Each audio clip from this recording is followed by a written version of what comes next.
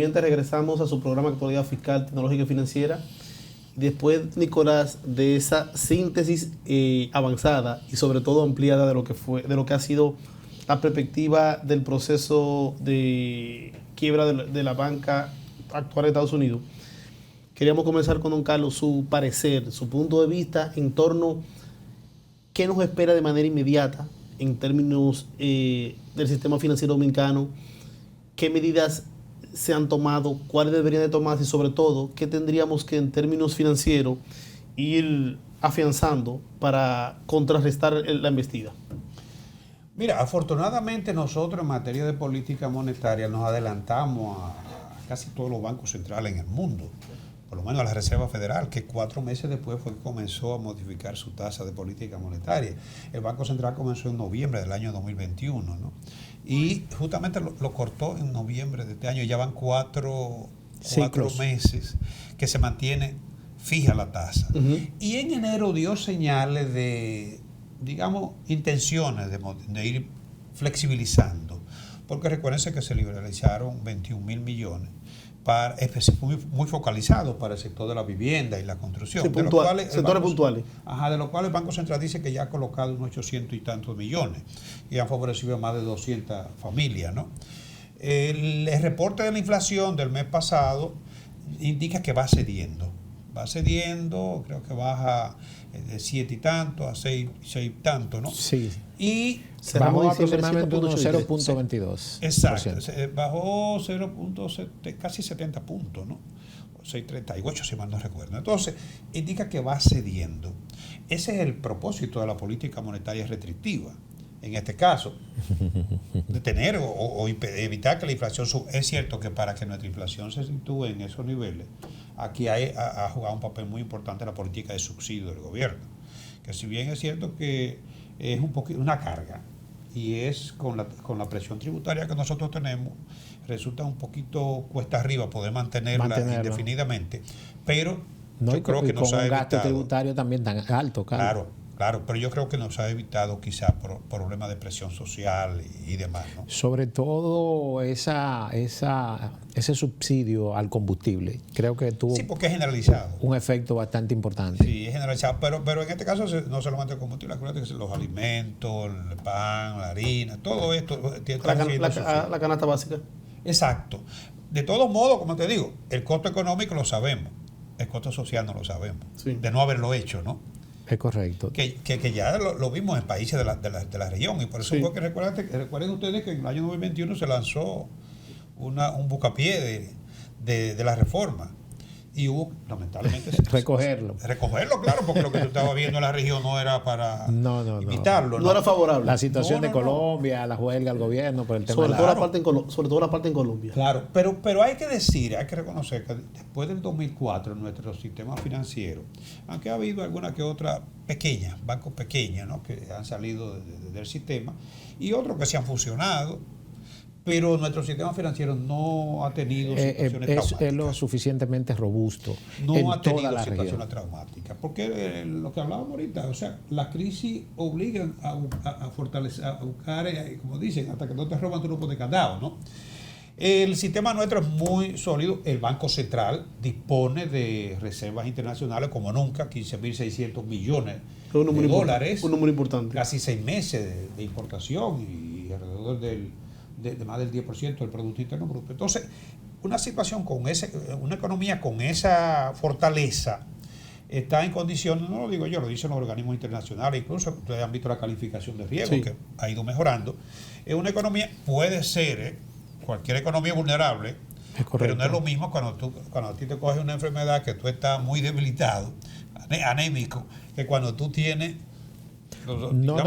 Y sobre todo, Carlos, que tenemos una economía lo suficientemente robusta en los sectores generadores de divisas, como zona franca, turismo, los mismos dominicanos ausentes, la minería, los commodities, entiéndase la producción de banana, aguacate. O sea que eso le da una fortaleza. Una economía más diversificada en su oferta que de lo que éramos antes, una economía de agrícola, ¿no? Principalmente. Exacto. Entonces, en el caso nuestro, como te digo, no es para nosotros pensar que no nos va a afectar. No, eso no, estas situaciones pueden tener un efecto contagio a todos los niveles. Probablemente la Reserva Federal tendrá que revisar su política de tasa. Es casi ¿Entiende que iría ahora a la baja para contrarrestar esa situación? Bueno, quizás nos imite a nosotros y en vez de subir la mantenga. Lo prudente sería que por lo menos la mantenga por un cierto tiempo. Por lo menos en este mes. Por lo menos sería el mejor apoyo que le podría dar el sector financiero. Eso por un lado, pero si la sigue, bajo el supuesto que siguiera subiéndola, la inflación ha ido cediendo en Estados Unidos, está todavía, se mantiene en torno a un 6, pero recuérdense que la inflación meta en Estados Unidos es un 2. Y estamos hablando de que prácticamente 3 veces la meta. Claro, porque en Estados Unidos tú coges 50 años, la inflación promedio no llega a un 3. Entonces, como quiere, está alta. Pero yo pienso que ahora es casi seguro que tendrán que tomar en cuenta esta situación. ¿Crees tú, Carlos, que las autoridades nuestras van a mantener lo que yo he denominado una política restrictiva expansiva? ¿Por qué? Porque si bien es cierto, se aumenta la tasa de política monetaria por un lado, pero por otro lado se va apreciando la moneda local con respecto al dólar. Entonces hay como un contraste que, si bien es cierto, restringe por un lado la economía por el tema de la tasa de interés, por otro lado facilita que los sectores de exportación tengan un mayor rejuego para fines de su comercialización. ¿Tú crees que se va a mantener esa política o se haría ahora la inversa, ¿no? O mantener la tasa de política, diríamos, estable o a la baja y por el contrario, entonces desplazar un poquito hacia arriba la tasa de cambio? Miren, en economía no existe equilibrio estático. Por eso ustedes ven que hoy es expansiva, mañana es restrictiva, porque lamentablemente lo que tú haces en un aspecto tiene algo no deseado, que tú tienes que contrarrestarlo, ¿no? Es correcto. Ya decíamos, la política monetaria restrictiva busca, digamos que apuntalar la inflación, pero también te puede llevar la economía al colapso. Sí, o a la recesión. O a la recesión. Fíjate que puede ser peor que el efecto inflacionario. Es lo que te digo. Fíjense que en los últimos 4 meses ha habido una desaceleración en el crecimiento. Sí, es correcto. Incluso en el mes de enero fue 0.4. Sí. Cuando en septiembre fue de casi un 4%. Y eso no se puede ver al margen de lo que es la política monetaria restrictiva. No, claro. Por más que se quiera. Porque una política monetaria restrictiva es un efecto de todo lo contrario. Es que al subirte la tasa de interés te desestimula la inversión. Y la inversión es la variable que mueve la economía, genera empleo y por demás, ¿no? Y sobre todo, don Carlos, en ese lapso de post-pandemia, donde la recuperación económica de una u otra forma necesitaba esos recursos frescos para poder dinamizarse. Claro. Pero fue apropiada, porque no solamente lo hicimos nosotros, lo hicieron todos los bancos centrales en el mundo, ¿no? Se expandió en el 2021, se continuó la expansiva, pero ya había que restringirlo porque la inflación también, como te digo, se iba de la mano. Estaba tomando su espacio. Porque el problema de la inflación no es que surja o no surja, toda economía es inflación, como la fiebre en el cuerpo. El problema de la inflación es que cuando se dispara, dicen que es como la pasta de dientes, que después que tú la sacas, es imposible prácticamente volver a entrar. Correcto. Y ese es el problema de la inflación, o sea, cómo tú retornar a donde tú estabas. A los niveles anteriores. Porque es que la inflación, en un escenario inflacionario, existe lo que se llama las expectativas inflacionarias. Y tú lo sabes porque los comerciantes lo que hacen es que al poner los precios, al sacar los costos, ¿no?, ponen un precio de reposición. Y es lógico. Sí. Porque no te va a descapitalizar. Sí, es correcto. Pero eso agrega más inflación. A la inflación es como que le echa más leña al fuego. Entonces, en el caso nuestro, como te digo, el momento es de cautela. Yo creo que el Banco Central dudo que suba la tasa, aunque está muy condicionado a lo que haga la Reserva Federal, porque ustedes lo saben, para mantener los recursos locales.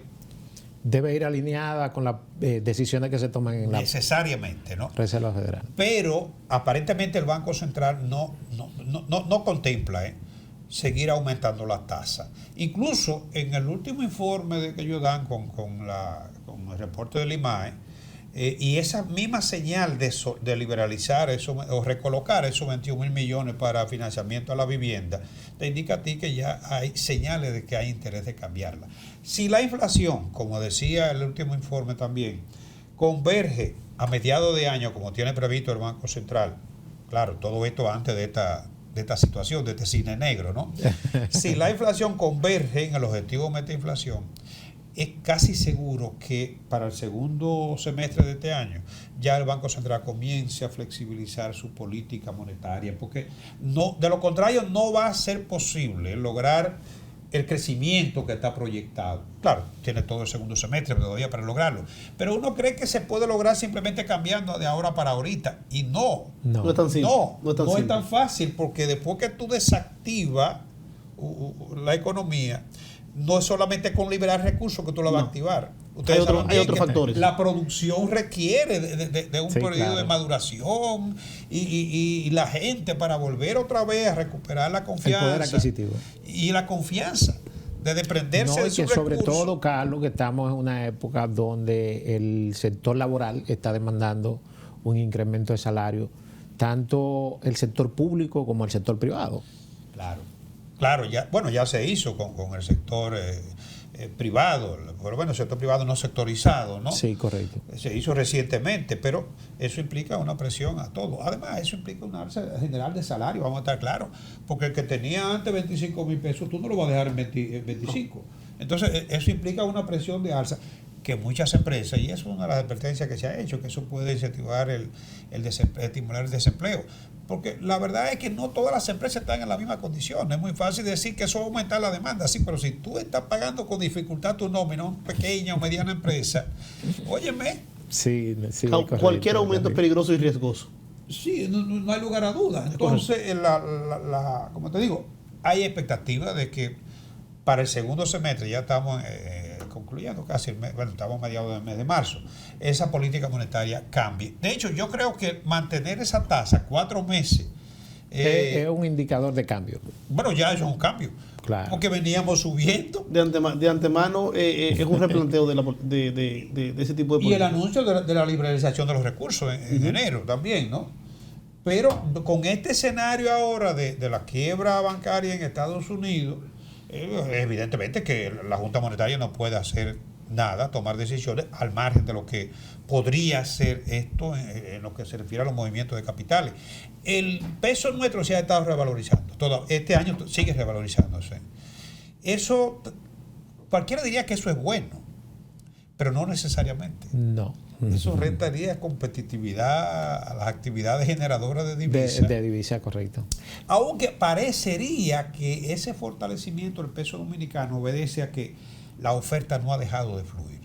Tanto como tú decías ahorita de la remesa, que ya tenemos más de 1.500 millones de remesas en tan solo 2 meses, con turismo, expectativa de que podríamos llegar a los 10.000. Sí. El turismo, señores, es uno de los países que ha tenido mejor recuperación, el turismo en la región, ¿no? Y se perciben cifras superiores al 2022, que fue un año las récord. Exportaciones también, incluyendo el sector de zona y según me comentaba Matos, una reunión que él estuvo, ya todo lo que es la Semana Santa está vendida en todo el sector turístico. Completo. Sí. Y ocupación hotelera hasta septiembre. No, y con el mercado internacional, que es el que genera divisa y genera esa gran rentabilidad interna. Porque es un paquete que viene prepago en moneda extranjera y tiene baja capacidad de consumo interno. No, y la inversión extranjera. Sí, sobre todo. No ha dejado de fluir. Y todos los días ustedes ven que se están dando palazos para construcción de nuevos hoteles. Ese mismo sector, por ejemplo, no ha parado de crecer. No. Y no solamente hoteles, sino edificaciones con vocación turística, que no necesariamente para el tema de los Airbnb. O sea, hay mucha inversión extranjera en construcción de edificaciones en los sectores de apostando a proyectos turísticos. El megaproyecto de Pedernales. Sí, ambicioso. Muy ambicioso. Sí, no, yo pienso que la economía, pero claro, salvo, porque tenemos que hablar de factores de riesgo. Los factores de riesgo a nivel local, clima político y eso, afortunadamente parece que tenemos cierta estabilidad, pero los factores externos siempre están ahí. Carlos. Son peligrosos, son lo que uno controla. Vamos a nuestro tercer bloque para que analicemos la pregunta de usted. Y en nuestro tercer bloque también, que don Carlos nos haga una panorámica al contexto económico local y global en base a cómo se perfila la economía dominicana para este año, con todos estos efectos, y sobre todo que es una economía que va a entrar en un año preelectoral. Volvemos en breve.